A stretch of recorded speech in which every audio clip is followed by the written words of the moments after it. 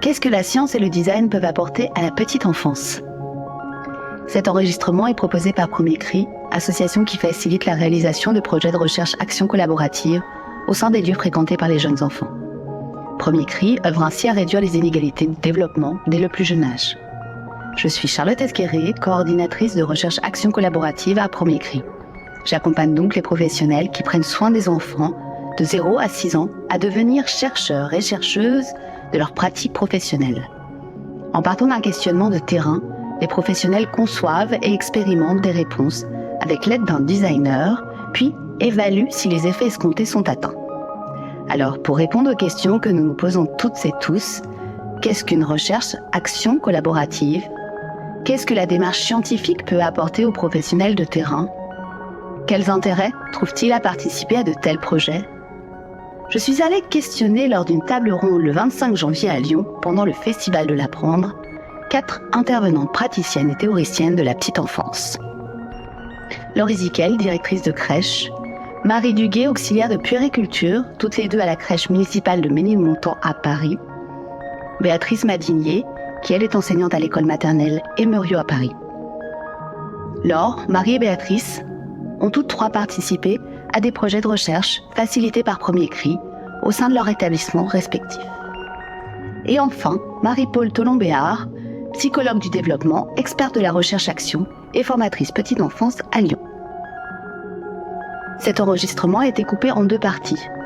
La première est une présentation de la méthodologie de recherche réalisée par Marie-Paule, et la deuxième est un échange entre professionnels de terrain sur les apports et limites de la démarche. Nous nous excusons pour la qualité de son, qui ne dit rien du contenu passionnant que vous allez entendre. Bonne écoute.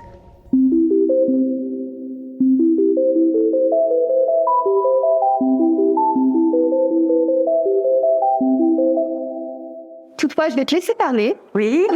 Marie-Paule, pour nous présenter, parce que ce mot à recherche action collaborative est peut-être un peu étrange, en tout cas pas commun. Et est-ce que tu peux nous faire cette... Alors, en fait, j'ai commencé il y a très longtemps et ici on est plutôt, je suppose, vous avez remarqué, plutôt avec des gens de l'école. Et en fait, j'ai commencé la première recherche-action à l'école maternelle. Donc, vous voyez, c'est marrant parce que il y a plus de 30 ans avant là, très influencé par les travaux du CRESAS. Alors, Sylvie Reyna, qui a beaucoup travaillé à Paris avec les directrices de Paris, qui avaient à l'époque, c'est des recherches qui avaient conduit à 2 ouvrages, Les bébés entre eux et les bébés les choses, où elle avait vraiment impliqué des directrices dans des observations, des expérimentations, et les livres viennent de ce travail-là.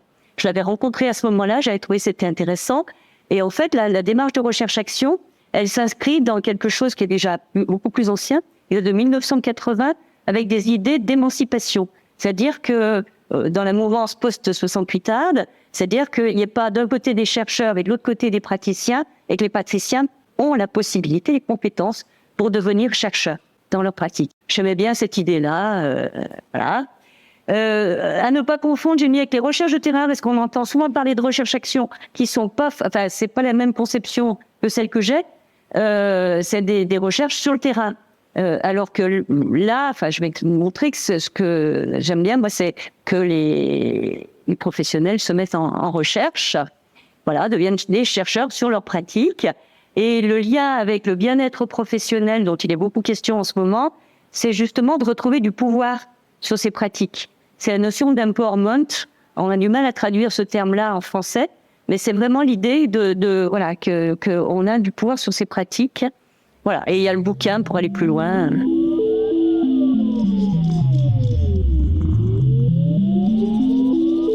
Donc, en termes de méthodologie, c'est vraiment une méthodologie de recherche, même si on la simplifie beaucoup. On part d'une problématique à partir d'un questionnement. Je vous donnerai un exemple après. C'est un exemple que j'ai fait, j'ai accompagné il n'y a pas longtemps sur les neurosciences. Et donc, on va dégager une hypothèse de recherche à partir vraiment d'un questionnement du terrain. un exemple qui est très peut-être un peu différent par rapport à CRI. Bon, ça nécessite alors soit de partir pour le premier neurosciences d'un état des connaissances, soit d'aller chercher ce qui existe déjà. Ensuite, de déterminer, de construire des outils de recueil des données. C'est souvent des observations sur le terrain, mais ça peut être aussi des analyses de contenu, de cahiers de transmission. Ça peut être des entretiens avec les parents. Enfin, ça peut prendre différentes formes. Recueillir les données, analyser les données, et retour à la problématique, c'est quelles implications ça a pour la pratique. Alors, je fais le lien avec ce que nous faisons chez Premier Cri. Toi, Marie-Paul, t'as beaucoup plus d'expérience. Quand nous avons préparé d'ailleurs cet échange, je t'ai demandé combien de recherches d'actions tu as réalisées, et donc tu n'as pas pu dire. Oui, c'est pas parce qu'il y en a énormément, c'est parce que Voilà. Mais nous, ce que nous apportons en plus, et bien sûr, on s'inspire des travaux de Marie-Paul, c'est le design. C'est-à-dire que sur le terrain, on s'attache bien à comprendre le contexte des crèches, des écoles, et on va concevoir un objet de design qui répond aux problèmes. Voilà, donc, mais on vous donnera un petit peu plus de détails. Vous allez voir, j'ai des images de dispositifs, d'objets. Et pareil, comme Marie-Paul, nous l'évaluons pour voir si finalement les effets escomptés par ce dispositif sont bien atteints. Voilà, alors comment on met en place cette méthodologie de recherche? Parce que c'est une chose de la nous expliquer. Le plus souvent, moi j'ai travaillé avec des services, c'est-à-dire plusieurs crèches. Pour les Lyonnaises, j'ai par exemple pas mal travaillé à Oulin, Francheville, enfin j'ai avec plusieurs fois des interventions. Donc l'idée, c'est de partir d'une thématique commune. Alors j'ai donné des exemples. La qualité d'accueil, ça a été une des premières. Le genre et le jeu, qui était fait à Oulin en collaboration avec la ludothèque. Donc les neurosciences, le travail avec les familles. Enfin, il y a plusieurs thématiques. Mais après, chaque crèche choisit sa problématique. Par exemple, le genre et le jeu, il y en a qui avaient choisi de travailler sur les interactions, enfin les messages adressés aux filles et aux garçons pour comparer ce qui se passait au cours des jeux. Puis il y en a d'autres, ça avait été sur le choix des jeux faits par les enfants, selon garçons et filles, selon l'environnement qu'on propose. Voilà. Donc ensuite, on constitue un groupe de référentes, c'est-à-dire que, et je crois que c'est ce que vous faites aussi, hein. Donc il y a une référente ou deux selon la taille de la structure qui participent à des rencontres régulières où j'accompagne, ce qui permet d'accompagner la méthodologie sur l'ensemble des crèches par des réunions qui réunissent des représentantes de l'ensemble des crèches, qui permettent de faciliter quand même les choses. En général, on a 5 rencontres dans l'année, à peu près 2h30.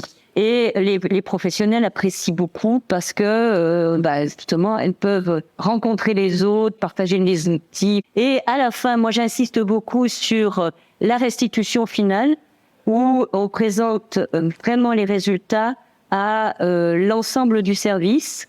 Si possible, les parents, en invitant les parents et les partenaires CAF et PMI. Parce que l'idée, c'est vraiment de rendre visible des dispositifs comme ça, de les valoriser. Parce que les parents sont à des lieux souvent de se rendre compte de ce qui est. Et donc la tâche des référentes, parce que vous êtes référente, vous le savez, c'est la lourde tâche de porter la recherche dans la structure. C'est-à-dire que c'est pas qu'elles qui vont conduire la recherche, c'est de mobiliser les collègues pour dire allez, voilà ce qu'on a dit en réunion. Donc, il faut aussi que la directrice joue le jeu, donne du temps pendant la réunion pour que ce soit évoqué et de dire, on a décidé tel outil, maintenant on a telles observations à faire.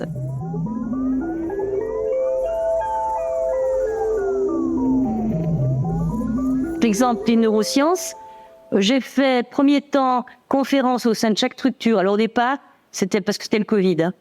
J'aurais dû le faire devant les 900. Ça gagnait du temps. Mais en même temps, ça n'a pas été inintéressant parce que je me rends compte, j'ai fait 7 fois la même chose et pas tout à fait la même. Parce que les questions n'étaient pas les mêmes, parce que voilà. Donc à partir de là, donc il y avait le matin l'intervention sur les neurosciences et l'après-midi le choix d'une problématique. C'est qu'est-ce que ça les amenait à repenser dans leur pratique, et à la fin de la journée, le choix d'une problématique. Par exemple, l'exploration des bébés sera favorisée en apportant un matériel varié et en mettant en place des temps dédiés. Donc ça, c'est une structure qui a choisi de travailler là-dessus et qui en particulier le matériel proposé, c'était du matériel de récupération. Le temps 3, c'est la construction de l'outil, donc construction d'une grille d'observation pour recueillir les activités des bébés, mais aussi les interactions qu'ils avaient entre eux et les interactions avec l'adulte. Le temps 4, recueil des observations sur le terrain. Temps 5, l'analyse des observations. Et finalement, pour en arriver à la réponse à l'hypothèse, les bébés expérimentent plus longtemps et enregistrent variées d'actions quand l'adulte est posé avec eux. Le matériel de récupération est un support riche. On peut avoir l'impression on a enfoncé une porte ouverte. Parce que la disponibilité des professionnels, on n'arrête pas d'en parler. Sauf que là, ce qui change, c'est que les professionnels ont vraiment expérimenté, ont vraiment pris conscience de cette importance-là, parce que justement, la recherche les a amenés à le vérifier. Oui, et en plus, c'est que les professionnels, vous le direz tout à l'heure, mais participent intellectuellement à cette découverte et donc finalement intègrent plus facilement l'information, alors que quand on donne une vérité, avec de la distance, en tout cas, quand on la transmet de manière magistrale, Oui. voilà, c'est pas forcément intégré. Que nous parlons de design chez Premier Cri. Alors c'est pareil, donc on a une problématique qui est définie par les professionnels elles-mêmes. J'utilise le elles parce qu'elles sont majoritaires dans la petite enfance. Et donc là, pour vous donner 2 exemples, donc la première recherche-action dans la crèche de Ménilmontant, avec Laure et Marie, la thématique, c'était la communication. La problématique, c'était comment mieux communiquer entre professionnels de la petite enfance. Et donc, l'objet, le design qui a été conçu, c'est un dispositif, une tablette enchâssée dans un livre avec un combiné, tout à fait. Et donc, l'idée, c'était que l'oral, peut-être, est plus pratiqué dans les crèches, peu valorisé, et que le fait de s'enregistrer pour transmettre un message était plus peut-être aisé, plus simple pour les professionnels que passer par l'écrit. Après, on y parlera parce qu'il y a eu forcément des obstacles, ça n'a pas été parfait. Mais voilà l'objet conçu. Et pour l'école maternelle de Béatrice, là, la thématique est tout à fait différente. C'est la perception du temps chez l'enfant à l'école maternelle. Et donc, les professionnels, les enseignantes, animatrices également, périscolaires, ont choisi de travailler sur les moments de transition. Et le stress, l'anxiété générée par ces moments de transition chez l'enfant. Et donc là, les designs, c'est en cours, puisque la recherche-action a lieu en ce moment. Le design créé est une frise temporelle avec des codes couleurs pour que l'enfant arrive à prendre conscience du temps qui passe. C'est en cours, donc c'est pas tout à fait abouti, mais je vous montre ce qui est pour l'instant.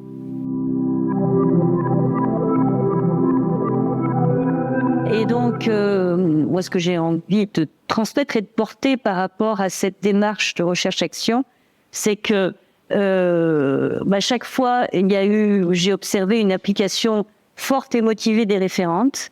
Et moi, ce qui m'a toujours épaté, c'est que pour l'intervenant, et là, je me tourne vers les formatrices, c'est un accompagnement d'équipe qui est quand même pas facile. Parce qu'on n'arrive pas avec son diaporama et ses diapos toutes faites, et puis voilà, on n'a plus qu'à parler dessus.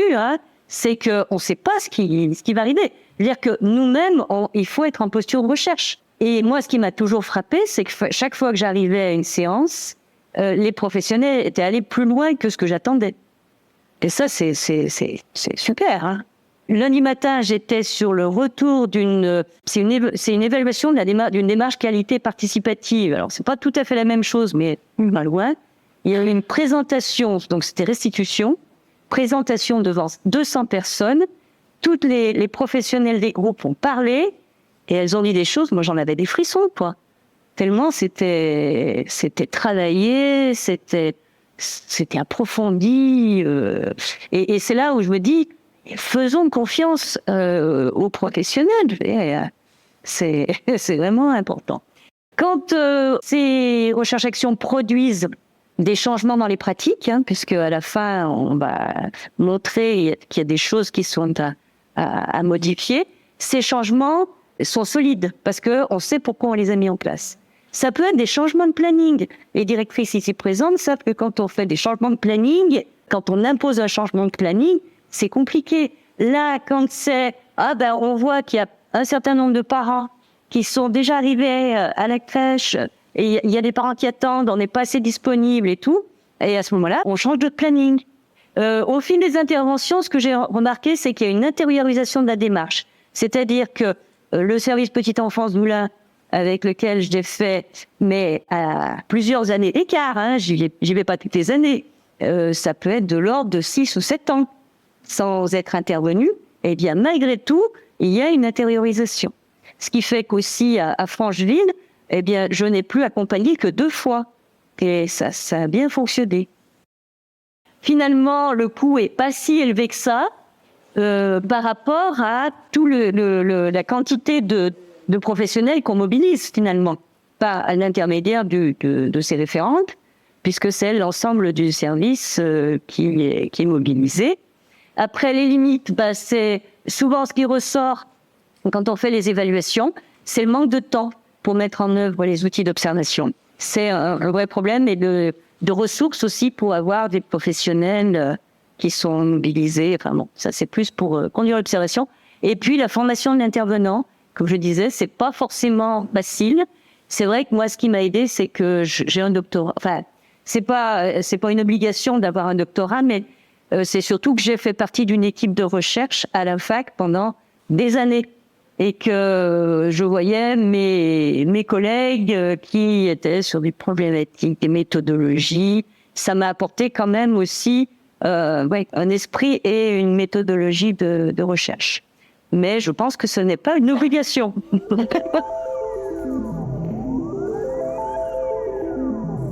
Nous, peut-être à préciser, dans notre équipe, chez Premier Cru, on intègre un designer et un scientifique qui vient surtout aider pour la partie évaluation. On fait des évaluations quantitatives avec des questionnaires. Et donc, effectivement, ce travail-là, ce protocole d'évaluation, c'est le scientifique qui s'en charge.